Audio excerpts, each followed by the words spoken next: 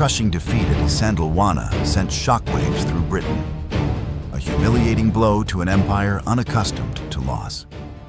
Determined to reclaim dominance, a tide of reinforcements surged into Natal, fueling Lord Chelmsford's audacious plan for a second invasion of Zululand.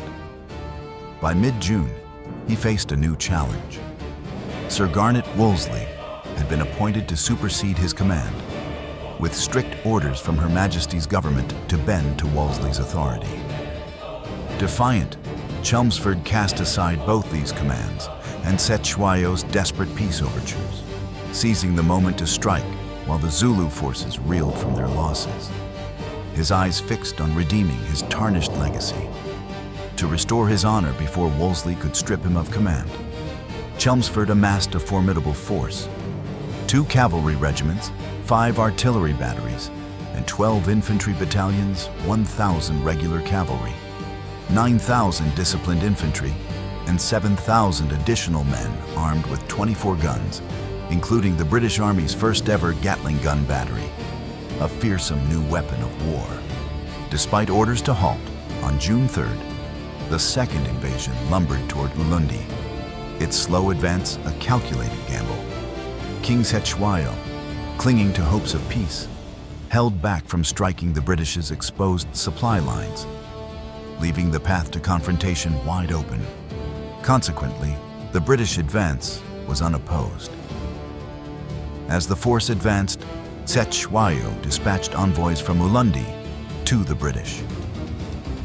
These envoys reached Chelmsford on the 4th of June with the message that Cetewayo wished to know what terms would be acceptable to cease hostilities. Chelmsford sent a message back with the British terms in writing.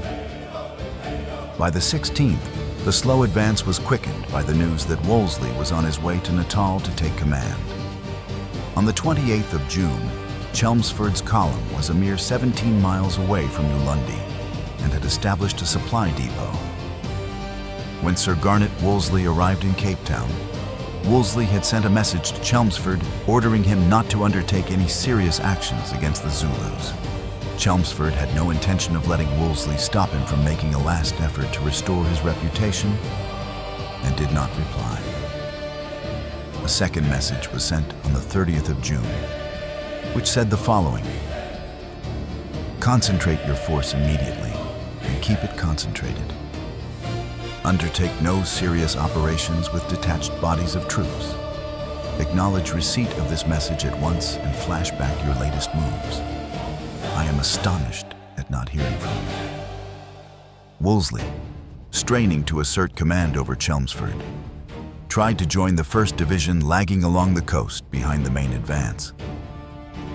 At the very time Wolseley was riding north from Durban, Chelmsford was preparing to engage the enemy. Wolseley's efforts to reach the front had been in vain. On the same day, Cetewayo's representatives again appeared. These envoys bore some of what the British commander had demanded: oxen, a promise of guns, and a gift of elephant tusks. The peace was rejected as the terms had not been fully met. And Chelmsford turned the envoys away without accepting the elephant tusks and informed them that the advance would only be delayed 1 day to allow the Zulus to surrender 1 regiment of their army. Cetewayo, now with the invading enemy in sight, knew no Zulu regiment would surrender. So he sent a further 100 white oxen from his own herd, along with Prince Napoleon's sword, which the Zulu had taken in the skirmish in which the prince had been killed. The Zulu Umbonambi regiment guarding the approaches to the White Umfolozi River, where the British were camped, refused to let the oxen pass, deeming it a useless gesture, seeing as it was impossible to meet all Chelmsford's demands. Fighting was inevitable. On the 3rd of July, with negotiations having broken down, Colonel Buller led a cavalry force across the river to scout out the ground beyond. Following orders, a party of Zulus was seen herding goats near the Amaka stream, and troopers moved to round them up. On a hunch, Buller gave an order for them to stop and prepare to fire from the saddle and to not dismount under any circumstance. His instinct proved right. over 3,000 Zulus rose from the long grass at that moment. 3 troopers were shot dead by the Zulus, and Buller ordered his men to retire. As they dashed back to the river, their crossing was covered by the Transvaal Rangers on the opposite bank. This incident had placed the entire reconnaissance in grave danger. But Buller's alertness and leadership saved them from annihilation. Chelmsford was now convinced the Zulus wanted to fight and replied to Wolseley's third message, informing him that he would indeed retreat to the 1st Division if the need arose, and that he would be attacking the Zulus the next day. That evening, Chelmsford issued his orders. The British, having learned a lesson at Isandlwana, would take no chances meeting the Zulu army in the open with their normal line of battle, such as the thin red line. He formed his infantry into a large hollow square, with mounted troops covering the sides and rear. Neither wagon lagers nor trenches would be used to convince both the Zulus and critics that a British square could beat them fairly in the open. The British force included 2 Gatling guns and several cannons.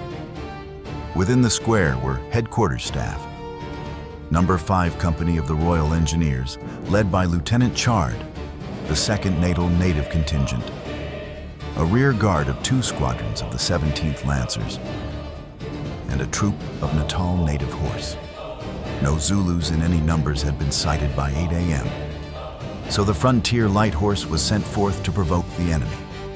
The mounted troops by the stream opened fire from the saddle in an attempt to trigger a premature charge before retreating back to the main British force.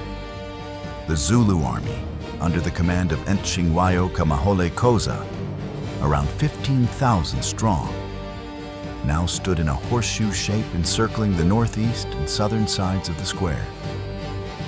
They were made up of both veterans and novices, with varying degrees of confidence. The British were ready, and the Zulu troops faced concentrated fire. Zulu regiments had to charge forward directly into massed rifle fire, non-stop fire from the Gatling guns, and artillery fire at point-blank range. Charges were made by the Zulus in an attempt to get within close range, but they could not prevail against the British fire. There were several casualties within the square to Zulu marksmen, but the British firing did not waver, and no warrior was able to get within 30 yards of the British ranks. The Zulu reserve force now rose and charged against the southwest corner of the square. 9-pounders tore great chunks out of this body, while the infantry opened fire. The speed of the charge made it seem as if the Zulu reserves would get close enough to engage in hand-to-hand combat. But no warrior reached the British ranks. After half an hour of concentrated fire from the artillery, the Gatling guns, and thousands of British riflemen, the Zulu military power was broken. British casualties were 10 killed and 87 wounded, while nearly 500 Zulu dead were counted around the square. Another 1,000 or more were wounded. Chelmsford ordered the cavalry to mount, and the 17th Lancers, 1st King's Dragoon Guards, Colonial Cavalry, Native Horse, and 2nd Natal Native Contingent charged the now fleeing Zulus. The pursuit continued until not a live Zulu remained on the Mahlabathini Plain, with soldiers killing the Zulu wounded in revenge for similar Zulu actions at Isandlwana. Chelmsford ordered the royal kraal of Ulundi to be burnt. The capital of Zululand burned for days. Chelmsford turned over command to Wolseley on the 15th of July at the fort at St. Paul's, leaving for home on the 17th. Chelmsford had partially salvaged his reputation and received a Knight Grand Cross of the Bath, largely because of Ulundi. However, he was severely criticized by the Horse Guards' investigation, and he would never serve in the field again. Cetshwayo, the Zulu king, was captured on the 28th of August, 1879, and taken into exile in the Cape Colony. The British established a regime in Zululand considered to be sympathetic to Britain and withdrew from Zululand.